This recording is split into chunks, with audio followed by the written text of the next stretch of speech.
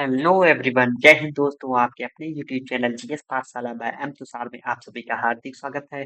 जैसा कि आप सभी ने बहुत प्यार दिया, ऐसे ही अपना प्यार बनाए रखें और हमारे चैनल को लाइक और सब्सक्राइब करते रहें। जो भी क्वेरी हो आप कमेंट बॉक्स में कमेंट कर सकते हैं। हम पूरी कोशिश करेंगे आपकी प्रॉब्लम को सॉल्व करने की। चलिए, आज हम अपना lecture acid base and salt के बारे में डिस्कस करते हैं। आज ये हमारा नया लेक्चर है और आई होप आप स्वस्थ होंगे, मस्त होंगे, लाइफ को एंजॉय कर रहे होंगे। ऐसे ही हमारे साथ जुड़े रहिए, बने रहिए और जितना हो सके हमारे लेक्चर को शेयर करते रहिए ताकि हम और लोगों से भी कनेक्ट हो सके। ऐसे ही अपना प्यार बनाए रखें दोस्तों। चलिए, हम पिछले लेक्चर में हमने एसिड बेस सॉल्ट के बारे में डिस्कस किया था, डाइल्यूशन के बारे में डिस्कस किया था। आप पिछले लेक्चर में जाके विजिट कर सकते हैं, पिछला लेक्चर देख सकते हैं, आपकी कॉन्सेप्ट को और अच्छे से क्लियरिटी मिलेगी। ठीक है दोस्तों, चलिए हम स्टार्ट स्टार्ट करते हैं आज का अपना नया topic. How strong are acid और बेस सॉल्यूशंस। ये कितने स्ट्रॉन्ग, मतलब कहने का मतलब कि कोई भी एसिड कितना स्ट्रॉन्ग हो सकता है, कोई भी बेस कितना स्ट्रॉन्ग हो सकता है, या कोई भी एसिड कितना वीक हो सकता है, या कोई भी बेस कितना वीक हो सकता है, उसके बारे में डिस्कस करेंगे। और इसको कैसे डिफाइन करते हैं, इसको कैसे ये कैसे रिप्रेजेंट होता है, उन सारी चीजों के बारे में डिस्कस करेंगे। ठीक है दोस्तों, जैसा कि हम जानते हैं कि कैसे कि एसिड और बेस इंडिकेटर जो हमने यूज किया था लिटमस पेपर में, नेचुरल जो इंडिकेटर्स कहलाते हैं, और कुछ ऑल्फैक्टरी इंडिकेटर्स थे, इनके थ्रू भी हम बता सकते हैं कि कौन सा सब्सटेंस एसिडिक है, कौन सा सब्सटेंस बेसिक है। ठीक है, तो ये तो हमने पढ़ लिया था। और प्रीवियस सेक्शन में डाइल्यूशंस के बारे में पढ़ लिया था एंड कॉन्सेंट्रेशन का डिक्रीजमेंट पढ़ लिया था। अगर किसी अगर H प्लस आयंस या OH आयंस का कॉन्सेंट्रेशन डिक्रीज हो रहा है किसी सॉल्यूशन में, तो क्या कंडीशन बनेगा। तो इन सारी चीजों के बारे में मैंने डिस्कस कर लिया था। आज हम डिस्कस करते हैं अपना नया लेक्चर, इसी के बारे में आगे कंटिन्यू करते हैं।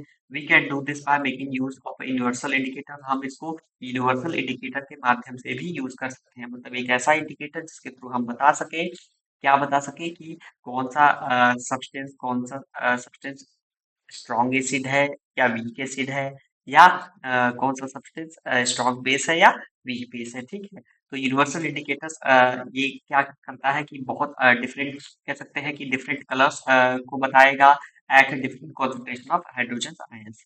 मतलब अलग अलग कॉन्सेंट्रेशन हाइड्रोजन आयंस के अलग अलग कॉन्सेंट्रेशन पे ये क्या करेगा, इसके कलर को इसमें इसके कलर्स क्या होंगे, चेंज होंगे।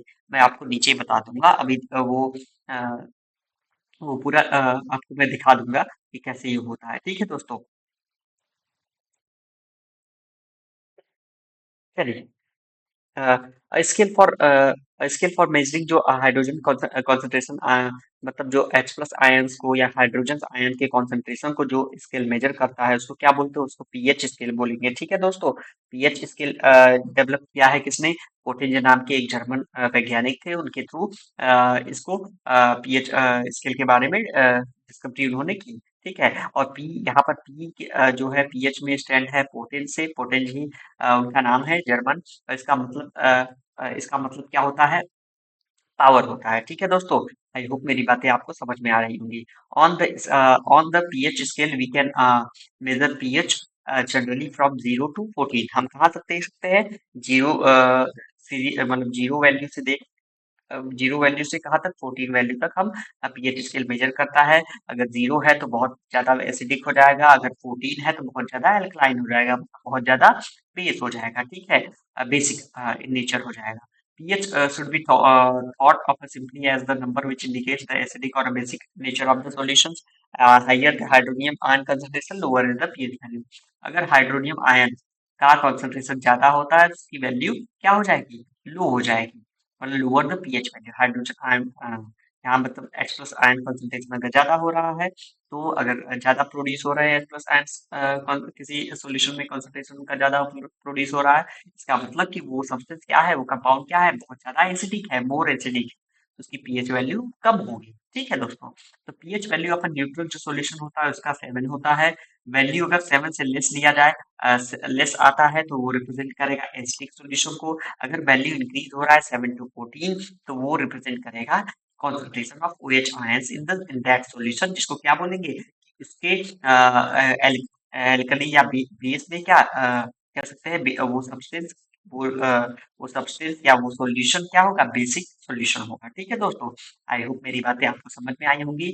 आप हमारे चैनल को लाइक और सब्सक्राइब करिएगा, जितना हो सके शेयर करिए हमारे वीडियो और लेक्चर को, ताकि हमको और मोटिवेशन मिले और हम भी और भी टॉपिक आपके समक्ष पेश कर सके। ठीक है दोस्तों, चलिए नेक्स्ट हमारा क्या है कि जैसा कि हम पेपर यूज करते थे पहले, अब क्या है कि यहाँ पर हम बता सकते हैं कि ये हमारा यूनिवर्सल इंडिकेटर्स है, जिसके थ्रू हम किसी भी सब्सटेंस, किसी भी सॉल्यूशन के बारे में जान सकते हैं कि वो एसिडिक है या बेसिक है। ठीक है, यहाँ पर देख सकते हैं आप फिगर के माध्यम से, ये पीएच स्केल वैल्यू है 0 to 14। 7 हमारा न्यूट्रल बताता है, आपको अभी अभी हमने बता दिया कि 7 क्या रिप्रेजेंट करेगा, 7 रिप्रेजेंट करता है न्यूट्रल के बारे में। ठीक है, चलिए यहाँ पर क्या है, यहाँ पर एसिडिक नेचर जो है वो इस साइड, किस साइड, आप ये कह सकते हैं कि राइट टू लेफ्ट, 7 से स्टार्ट हुआ 0 तक का, तो एसिडिक नेचर इंक्रीज हो रहा है, मतलब H प्लस आयन का कॉन्सेंट्रेशन क्या हो रहा है, लेफ्ट हैंड साइड इंक्रीज हो रहा है। ठीक है दोस्तों,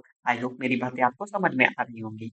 ठीक, दूसरा क्या है, बेसिक नेचर इंक्रीज कब करेगा, जब पीएच वैल्यू क्या हो जाए, जब इसका concentration decrease, H plus ion का कॉन्सेंट्रेशन डिक्रीज हो, जितना ज्यादा डिक्रीज होता जाएगा इसका मतलब वो ज्यादा, वो जो सोल्यूशन है वो ज्यादा एसिडिक होता जाएगा। ठीक है, तो ये वेरिएशन होता है पीएच वैल्यू पे, ये चेंज होता है कॉन्सेंट्रेशन का H plus ion and OH ions का। ठीक है दोस्तों, तो यहाँ पर आप बता सकते हैं कि 7 से 0 के बीच में अगर एसिडिक नेचर क्या होता है, लाइक करता है, और यहाँ 7 से 14 के बीच में बेसिक नेचर लाइक।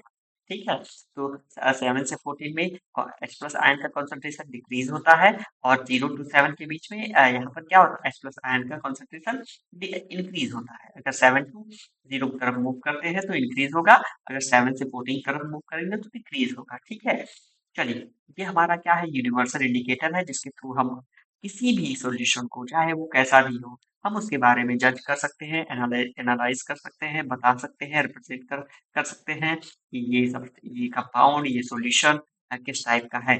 ठीक है दोस्तों, एसिडिक है या बेस है, वीक एसिड है या स्ट्रॉन्ग एसिड है। ठीक है, यहाँ पर एक चीज और मैं बताना चाहूंगा कि स्ट्रॉन्ग और वीक क्या है। यहाँ पर आप देख सकते हैं कि जैसे जैसे इंक्रीज, जितना हम 0 की तरफ मूव करेंगे तो इसका मतलब वो सब्सटेंस ज्यादा एसिडिक होता जाएगा, मतलब उसका H प्लस आयन का कॉन्सेंट्रेशन ज्यादा इंक्रीज होगा, जितना ज्यादा इंक्रीज होगा वो सब्सटेंस उतना ज्यादा एसिडिक हो जाएगा। जैसे जैसे ये पीछे की तरफ मूव कर 7 के नजदीक आ रहा है, तो वहां पर H प्लस आयन का कॉन्सेंट्रेशन कम होता जा रहा है। इसका मतलब हम ये कह सकते हैं, इसका मतलब हम ये कह सकते हैं दोस्तों कि यहाँ पर जो 7 के पास जब हम जा रहे हैं, तो इसका मतलब एसिडिक कंडीशन क्या हो रहा है, एसिडिक नेचर डिक्रीज हो रहा है, तो इसका मतलब यहाँ पर वीक एसिड पाया जाएगा। ठीक है, आफ्टर 7 के बाद जैसे ही जैसे हम इंक्रीज करते जाते हैं, राइट हैंड साइड मूव करते जाएंगे, वैल्यू बढ़ती जाएगी, तो वहां पर कंडीशन बेसिक नेचर जो होगा वो क्या हो जाएगा, वहां पर इंक्रीज होता जाएगा। लेकिन 7 के आसपास जो भी वैल्यू है वहां पर वीक बेस होगा। लेकिन जैसे ही 7 से दूर होते जाएंगे, 14 के पास पहुंचेंगे या 14 तक आएंगे, वो ज्यादा स्ट्रॉन्ग बेस हो जाएगा कोई भी सॉल्यूशन। ठीक है, आई होप मेरी बातें आपको समझ में आई होंगी। ये चार्ट है, आप देख सकते हैं, सलाइवा है, सलाइवा आफ्टर मीट क्या होता है, लेमन जूस का क्या है, सारी चीजें यहाँ पर दी गई हैं, आप ये प्रैक्टिकल कर सकते हैं। ठीक है, तो यहाँ पर देख लीजिए, कलर के माध्यम से भी हम बता सकते हैं, अकॉर्डिंग टू कलर अगर रिप्रेजेंटेशन हो जाता है कि गैस्ट्रिक जूस, यहाँ पर आप याद रखिएगा, जो गैस्ट्रिक जूस होता है HCl, उसका जो वैल्यू होता है पीएच स्केल पे 1.2 होता है। ठीक है दोस्तों, वो क्या होगा, 1.2। ठीक, ये बात आप याद रखिएगा गैस्ट्रिक जूस के बारे में। ठीक, दूसरा आप देख सकते हैं, लेमन जूस का क्या है, लेमन जूस का 2.2 है। ठीक है, इसका 2.2 है, और गैस्ट्रिक जूस का 1.2 है, और प्योर वाटर या ब्लड का अगर हम देखें, प्योर वाटर या ब्लड, तो ये नियर अबाउट 7.4 है। ठीक है दोस्तों, 7.4 के आसपास लाई करता है। मिल्क ऑफ मैग्नीशिया जो कि बेसिक है वो 10 है, आप याद कर सकते हैं कि यहाँ पर एनसीईआरटी में जो भी चीजें दी गई बहुत मोस्ट इंपॉर्टेंट है। ठीक, सोडियम हाइड्रोक्साइड सबसे क्या है, स्ट्रॉन्ग बेस है, इसका वैल्यू क्या है यहाँ पर 14 दिया गया है। ठीक है दोस्तों, ठीक, तो कलर यहाँ पर देख सकते हैं, जो ब्लू कलर हो रहा है बिल्कुल, तो इसका मतलब कि वो क्या है, मोर स्ट्रॉन्ग बेस है। जो रेड कलर बिल्कुल हो रहा है वो क्या है, वो रेड कलर आपका बता रहा है कि स्ट्रॉन्ग एसिड है, ठीक है। उसके बाद थोड़ा-थोड़ा ऑरेंज हो रहा है, फिर येलोइश हो रहा है, फिर उसके बाद दूसरे कलर में चेंज हो रहा है, हल्का ग्रीनिश कलर का या इस टाइप का कलर आ रहा है, ठीक है। आप कह सकते हैं। तो ये सब कलर के थ्रू भी रिप्रेजेंट कर सकते हैं कि कौन-सा सब्सटेंस किस नेचर का है। ठीक है, इसको यूनिवर्सल पीएच वैल्यू पे ही कलर इसका रिप्रेजेंटेशन होगा। PH of the some common substance shown on a pH paper. किस पेपर पे ये सब सारे कलर शो करेंगे? पीएच पेपर पर। Colours are only a rough guide. ठीक है। तो यहाँ पर देख सकते हैं strength of acid and base depends किस पे करता है? Number of hydrogen ions and OH minus OH negative, जिसको हाइड्रोक्साइड आयन बोलते हैं। तो ये इन पे डिपेंड करता है। If we take hydrochloric acid, acetic acid of the same concentration say 1 molar, then this produces different amount of hydrogen ions obviously, क्योंकि एसिटिक एसिड क्या होता है? वीक एसिड होता है, और जो स्ट्रॉन्ग एसिड है वो हाइड्रोक्लोरिक एसिड है। Acid that give rise to more H plus ions are said to be strong acid, उनको स्ट्रॉन्ग एसिड बोलेंगे। एंड एसिड जो कि कम H प्लस आयन प्रोड्यूस करता है उसको वीक एसिड बोलेंगे। ठीक है, ऐसा ही सेम आपका बेस में भी है। तो बेस में क्या है? OH माइनस OH, मतलब हाइड्रोक्साइड आयंस के बारे में दिया गया है कि जो ज्यादा प्रोड्यूस करेगा वो ज्यादा वो स्ट्रॉन्गर बेस होगा, जो कम प्रोड्यूस करेगा वो वीक बेस होगा। ठीक है। आई होप मेरी बातें आपको समझ में आई होंगी, और आप सभी का बहुत बहुत धन्यवाद। आज के लिए हम अपने लेक्चर को यहीं पर समाप्त करते हैं। आप सभी अ, आप सभी हमारे चैनल को लाइक और सब्सक्राइब करते रहिए, जितना हो सके शेयर करते रहिए। आई होप ये टॉपिक आपको समझ में आया होगा। कमेंट बॉक्स में कमेंट कर दीजिएगा। ठीक है दोस्तों, थैंक यू वेरी मच। जय हिंद दोस्तों।